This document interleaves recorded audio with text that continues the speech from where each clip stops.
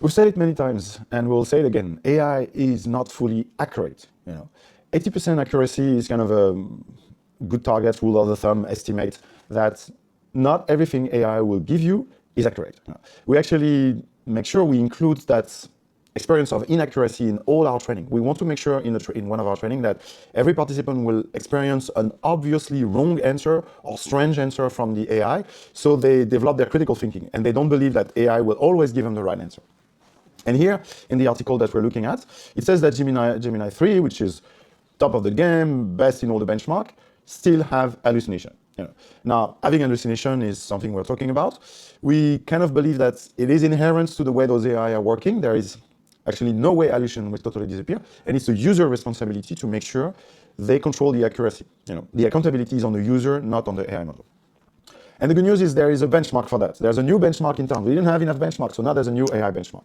So this new AI benchmark is there to reward accuracy. This benchmark measure how accurate an AI model is, and it's very, very strict, and it has actually positive and negative numbers. And as you can see from the index, most of the models are still in the negative area, right? Meaning you cannot trust them, you cannot take them at face value. And only a few models manage to get a positive number. And GPT-3 Pro is one of them. So how does it work? The model has a set of data, so general knowledge that they know to be accurate, and they're asking questions that are specific to this knowledge. So it goes from law, health, business, humanity, society, science, and software engineering. And this new scoring is penalizing guessing. AI is very good at guessing. AI is very good at I know this information, I have this information, so somewhere in the middle, I don't have any information, but I'm trying to invent something new that sounds consistent, that looks consistent. AI model, text model are generated text based on statistics. So statistically, it is very likely that blah, blah, blah, blah, blah, blah. This is what is called guessing. And it's at the heart of the text model. So this index is penalizing wrong answer, the omniscience index penalizing wrong answer. But somehow, it is a lost battle. As long as the technology is using the core technology of the text model, the large language model, as long as it's using transformers, which is at the core, at the heart of the model, it will guess, because this is what the AI model has been built for. It has been built to create texts that are realistic. Based on the training data, it has some references that are part of the training data, but there is no notion of truth, there is no notion of exactitude, of accuracy inside the model.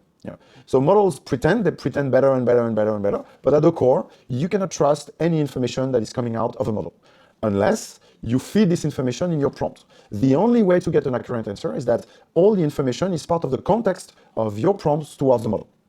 Now, either you put it, either it's coming from a document, or it can come from a knowledge base, so a set of documents that have been curated before, but this is the only way you can trust the information.